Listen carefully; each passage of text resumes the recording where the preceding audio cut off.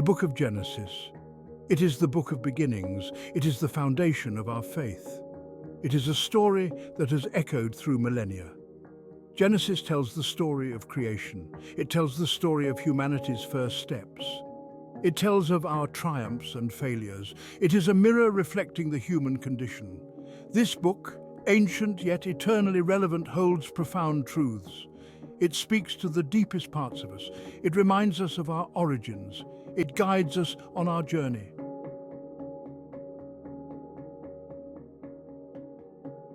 Genesis is more than just stories. It's a tapestry woven with threads of creation, fall, redemption, and promise. It's a journey through the very essence of what it means to be human. It's about our relationship with God.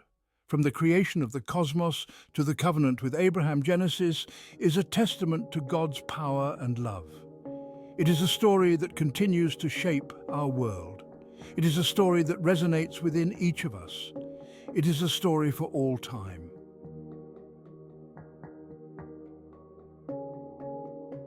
In the beginning, there was nothing. Then God spoke. He spoke and brought forth creation from the void. The book of Genesis opens with these powerful words. In the beginning, God created the heavens and the earth. These words are more than just a historical account. They are a declaration of divine power. They are a testament to the boundless creativity of God. The universe we inhabit, in all its vastness and complexity, is a product of God's spoken word. From the smallest atom to the largest galaxy, everything owes its existence to Him.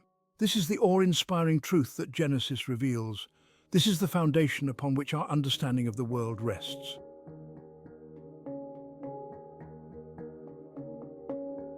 The earth was without form and void. Darkness covered the face of the deep. Then God said, "Let there be light," and there was light. The separation of light from darkness is the first act of creation. It is a powerful symbol of order emerging from chaos. It represents the divine principle of bringing forth beauty and harmony from the unknown. Light, in the Genesis account, represents life, knowledge, and goodness. Darkness represents the unknown, the formless, and the potential for chaos. God's act of separating light from darkness is a profound statement about His nature. It tells us that He is a God of order, purpose, and intentionality.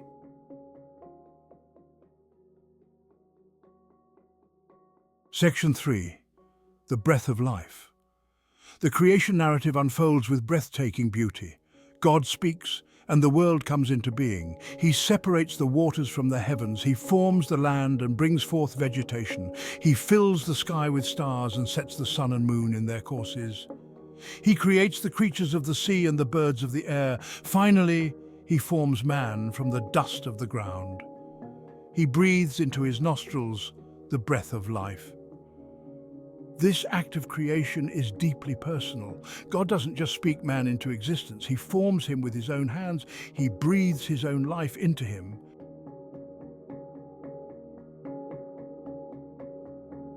Section 1.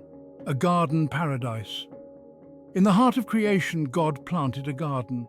This was the Garden of Eden, a place of unparalleled beauty and abundance. Here, Adam and Eve, the first man and woman, lived in perfect harmony with nature and with God. Eden was a sanctuary, a place of innocence and purity. Its trees bore delicious fruits, and its rivers flowed with clear, refreshing water. Animals roamed freely, unafraid of humans. Adam and Eve, in their nakedness, felt no shame, for sin had not yet entered the world. Their days were spent in joyful communion with their Creator. They walked with God in the cool of the evening, listening to His voice and learning from His wisdom. Theirs was a life of perfect contentment, free from the burdens of sin and death.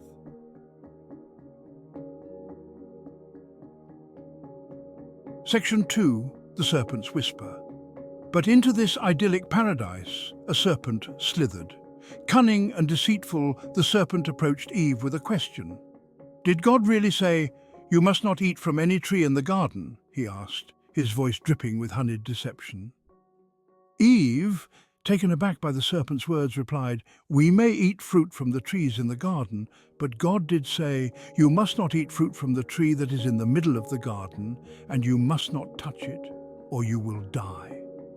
The serpent, sensing Eve's vulnerability, pressed his advantage. "You will not certainly die," he hissed. "For God knows that when you eat from it, your eyes will be opened and you will be like God, knowing good and evil."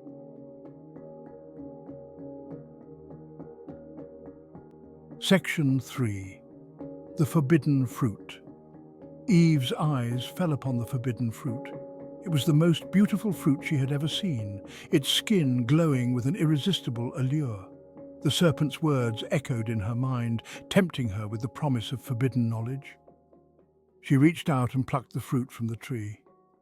The moment her fingers brushed its skin, a shiver ran down her spine. She took a bite, savoring its sweetness, and then offered it to Adam, who was standing nearby. He too was captivated by the fruit's beauty and the serpent's promises. Without hesitation, he took a bite. In that instant, something profound shifted within them.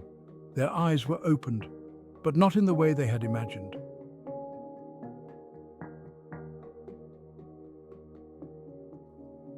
Section 4. A world changed forever. The innocence of Eden was shattered. Adam and Eve for the first time felt shame. They saw their nakedness and were afraid. They hid from God, their hearts filled with guilt and fear. The consequences of their disobedience were swift and severe. The ground was cursed. Pain and toil became the lot of humanity. Death entered the world, casting a long shadow over creation.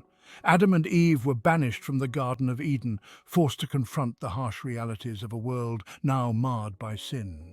The harmony of creation was broken, and humanity's relationship with God was irrevocably changed.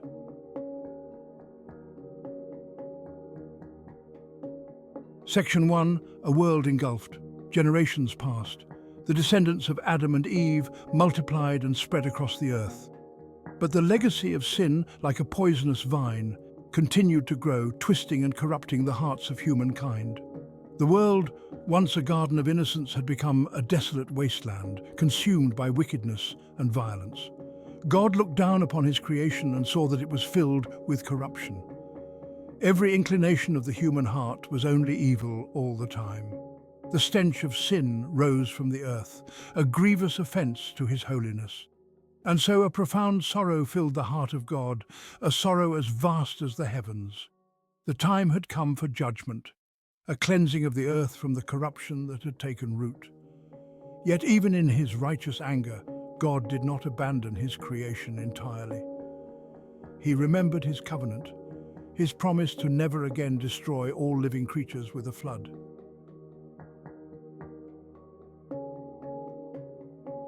In the midst of this moral decay, there lived a righteous man, a man who walked with God. His name was Noah. Noah found favor in the eyes of the Lord. He was a beacon of light in a world shrouded in darkness, a testament to the enduring power of faith. God spoke to Noah, revealing his plan to cleanse the earth with a flood. "Make yourself an ark of cypress wood," God commanded. "Make rooms in it and coat it with pitch inside and out." God gave Noah precise instructions for building the ark, a massive vessel designed to withstand the coming deluge. Noah, obedient to God's word, set about his task. He gathered his sons, Shem, Ham, and Japheth, and together they labored tirelessly, cutting down trees, shaping timbers, and sealing the ark with pitch. Day after day, year after year, they worked, driven by faith in God's promise.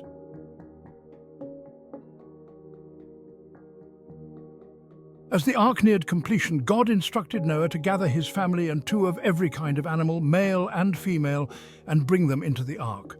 Noah obeyed, leading the animals 2 by 2 into the safety of the vessel. The ark, once empty, was now teeming with life, a floating sanctuary amidst the rising tide of judgment. And then the rains came. The heavens opened, unleashing a torrent of water upon the earth. The fountains of the great deep burst forth, and the world was engulfed in a cataclysmic flood. The waters rose higher and higher, swallowing up the mountains, submerging the forests, and wiping away all traces of human civilization. For 40 days and 40 nights the rain fell relentlessly. The ark, buffeted by wind and wave, became a tiny island of life in a world consumed by water. Inside the ark, Noah and his family huddled together, listening to the storm rage outside and praying for God's deliverance.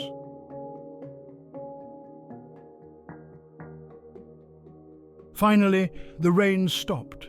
The floodwaters, having reached their peak, began to recede.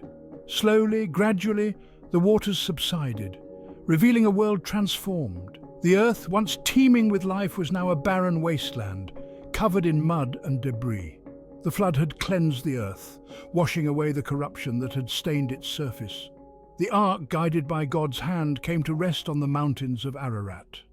Noah, eager to breathe fresh air and feel solid ground beneath his feet, sent out a raven and a dove to scout the land. The raven, finding carrion to scavenge, did not return.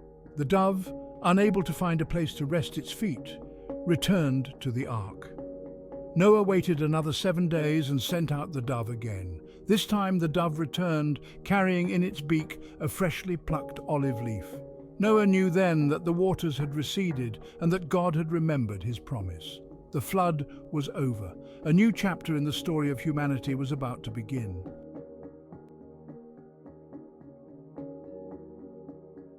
The floodwaters receded, revealing a world reborn, a world washed clean, ready for a new beginning.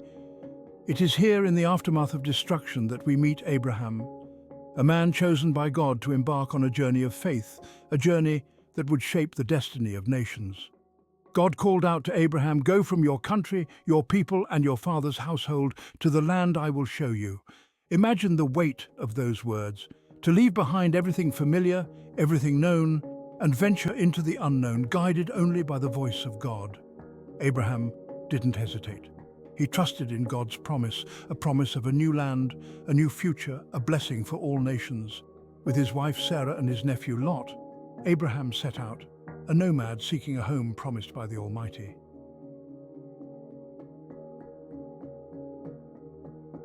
God led Abraham to the land of Canaan, a land flowing with milk and honey. He made a covenant with Abraham, a solemn agreement sealed with an oath. "To your descendants I will give this land," God declared, a promise for generations to come, a legacy etched in the very fabric of creation. God promised Abraham countless descendants as numerous as the stars in the sky, as countless as the grains of sand on the seashore. He promised to make Abraham's name great, to bless him and make him a blessing to all the families of the earth. Abraham, though old and childless, never wavered in his faith. He believed God, and his faith was credited to him as righteousness. The covenant was sealed, a testament to God's faithfulness, a promise that would echo through the ages.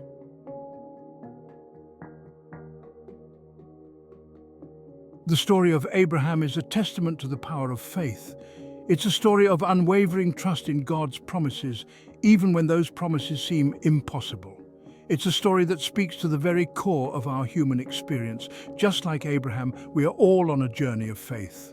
We all face uncertainties, challenges, moments when we must choose to trust in something beyond ourselves.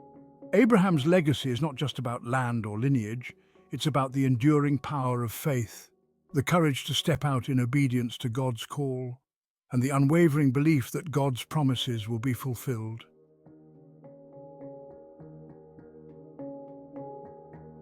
From the dawn of creation to the covenant with Abraham, Genesis lays the foundation of our faith.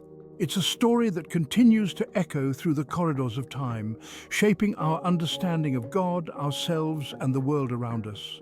The stories of Genesis are not just ancient tales, they are timeless truths woven into the very fabric of our being. They speak to the deepest longings of the human heart, the longing for meaning, for purpose, for connection with something greater than ourselves. Genesis reminds us that we are not accidents, we are created beings, formed in the image of God, endowed with purpose and dignity. We are called to be stewards of creation, to live in relationship with God and with one another. The journey of faith, like the journey of Abraham, is not always easy. There will be challenges, moments of doubt, times when we must cling to God's promises, even when we cannot see the path ahead. But Genesis reminds us that God is faithful. He who began a good work in us will carry it on to completion.